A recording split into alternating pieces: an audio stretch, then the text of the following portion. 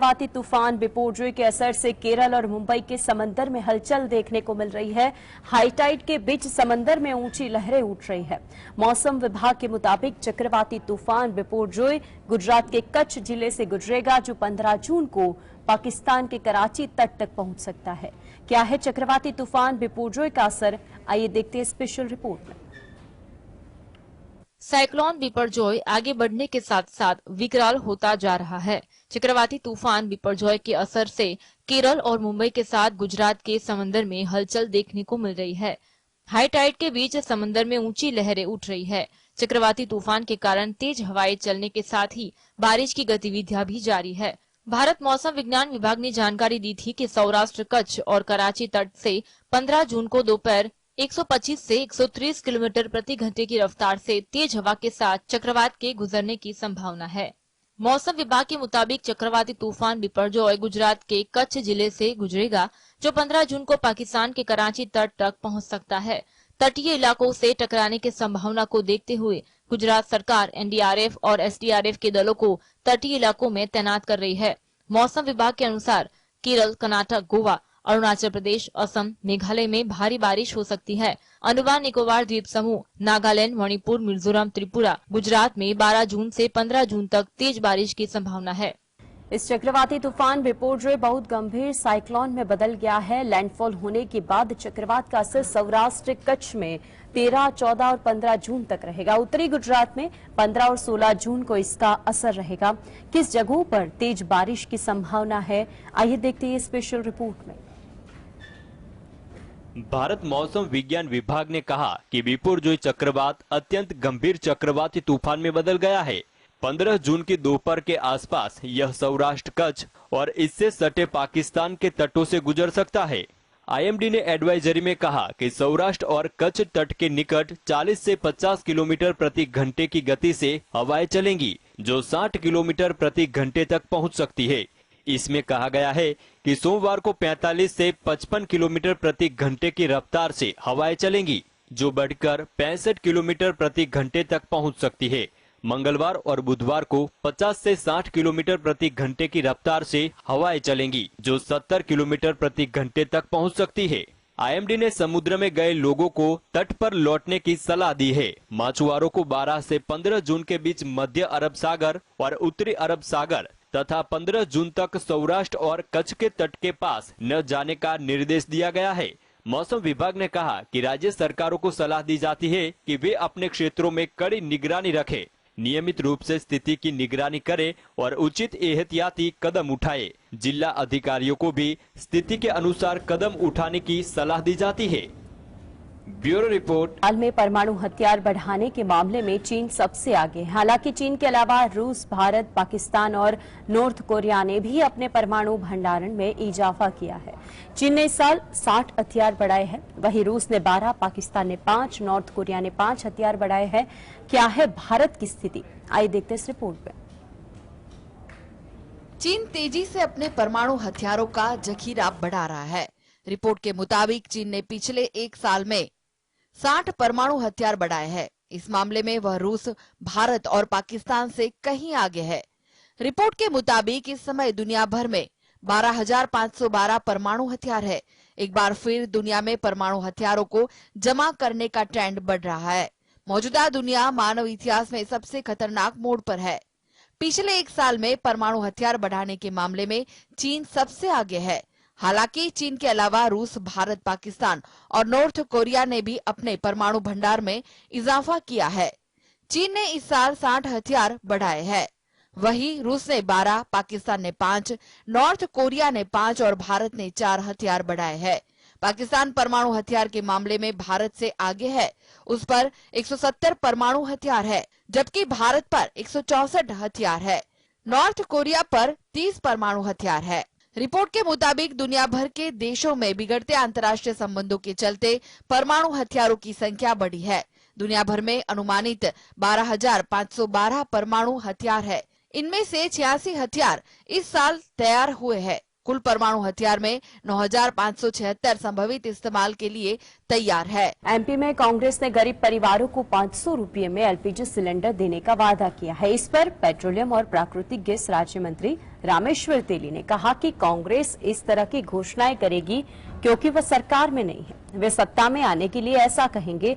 MP में कांग्रेस के वादे पर केंद्रीय मंत्री ने क्या कसा तंज, आइए देखते इस रिपोर्ट पे। मध्य प्रदेश विधानसभा चुनाव में कांग्रेस ने 500 रुपये में एलपीजी सिलेंडर देने का वादा किया है। इसको लेकर केंद्रीय मंत्री रामेश्वर तेली ने कांग्रेस पर हमला बोलते हुए कहा कि इस कीमत पर कागज का सिलेंडर भी उपलब्ध नहीं कराया जा सकता है। वह खरगोन में पत्रकारों से बातचीत कर रहे थे। पेट्रोलियम और प्राकृतिक गैस राज्य मंत्री रामेश्वर तेली ने कहा कि कांग्रेस इस तरह की घोषणाएं करेगी क्योंकि वह सरकार में नहीं है, वे सत्ता में आने के लिए ऐसा कहेंगे। मैंने उनके बड़े बड़े पोस्टर देखे हैं जिसमें 500 रुपये में एलपीजी सिलेंडर देने का वादा किया गया है। एक खाली सिलेंडर की कीमत भी करीब 700 से 800 रुपये है। यहाँ तक 500 रुपये में पेपर सिलेंडर भी नहीं आएगा। मध्य प्रदेश में इस साल के आखिर में चुनाव होने वाले हैं। इससे पहले एमपी कांग्रेस चीफ कमलनाथ ने वादा किया है कि उनकी पार्टी राज्य में सत्ता में आने पर गरीब परिवारों को 500 रुपये में रसोई गैस सिलेंडर मुहैया कराएगी। पेट्रोलियम उत्पादकों की दरों के बारे में बोलते हुए केंद्रीय मंत्री ने कहा कि वेट लगाने के कारण हर राज्य में ईंधन की कीमतें अलग अलग है। Bureau report. राजस्थान के मुख्यमंत्री अशोक गहलोत और सचिन पायलट के बीच छिड़ी राह पर एक बार फिर बीजेपी ने चुटकी ली है। पूर्व सीएम वसुंधरा राजे ने गहलोत पर निशाना साधा और कहा कि आज राजस्थान में दो लोगों में सिंहासन के लिए जो संघर्ष हो रहा है वह देखिए, कुर्सी के लिए किस तरह के हथकंडे अपनाए जा रहे हैं। वसुंधरा राजे ने क्या गहलोत सरकार पर तीखा निशाना साधा, आइए देखते हैं। राजस्थान के पूर्व सीएम वसुंधरा राजे ने सचिन पायलट विवाद पर एक बार फिर मुख्यमंत्री अशोक गहलोत पर निशाना साधा है। वसुंधरा ने भगवान श्री राम और उनके पिता दशरथ का उदाहरण दिया है और कहा, एक समय था जब पिता के आदेश पर भगवान श्री राम सिंहासन छोड़कर 14 वर्ष तक वनवास गए। भरत को सिंहासन पर बैठाने की भी तैयारी हुई, लेकिन उन्होंने त्याग की मिसाल पेश की। पूर्व सीएम ने कहा, आज कुर्सी के लिए किस तरह के हथकंडे अपनाए जा रहे हैं, एक दूसरे पर तीर चलाए जा रहे हैं। लोगों के मुख में राम, बगल में छुरी है।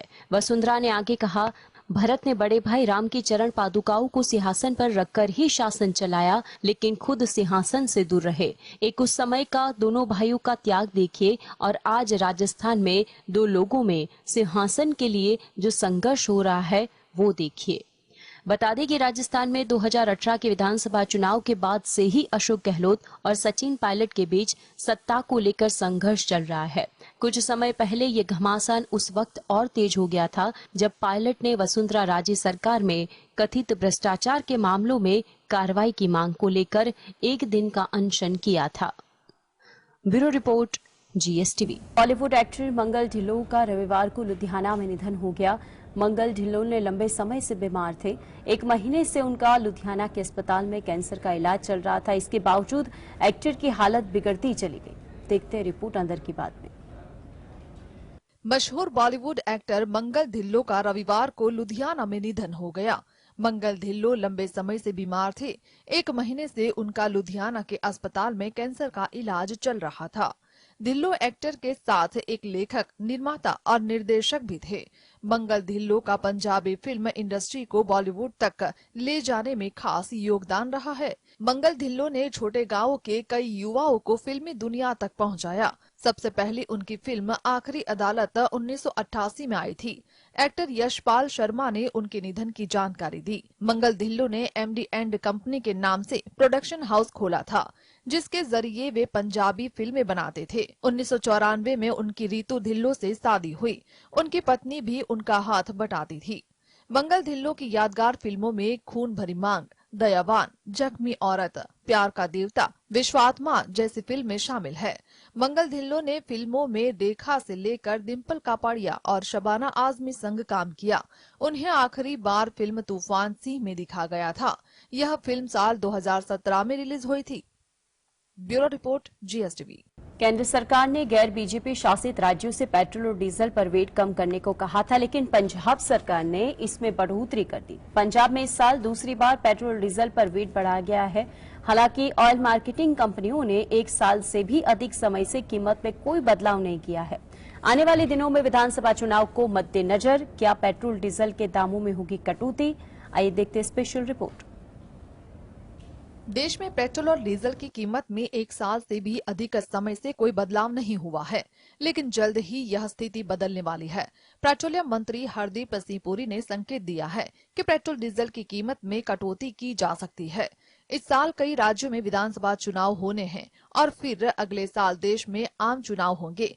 इसलिए माना जा रहा है कि आने वाले दिनों में पेट्रोल डीजल की कीमत में गिरावट आ सकती है। ऑयल मार्केटिंग कंपनियों ने आखिरी बार पिछले साल अप्रैल में पेट्रोल डीजल की कीमत में बदलाव किया था। मई में केंद्र ने पेट्रोल डीजल पर एक्साइज ड्यूटी कम की थी। उसके बाद से देश में पेट्रोल डीजल की कीमत में कोई बदलाव नहीं हुआ है। पेट्रोलियम मंत्री हरदीप सिंह ने कहा कि अगर कच्चे तेल की कीमत स्थिर रहती है तो ऑयल मार्केटिंग कंपनियां पेट्रोल डीजल की कीमत में कटौती करने का फैसला कर सकती है।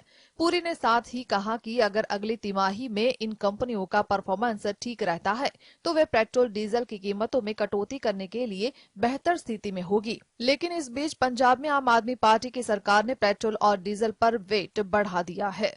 Bureau report, GSTV।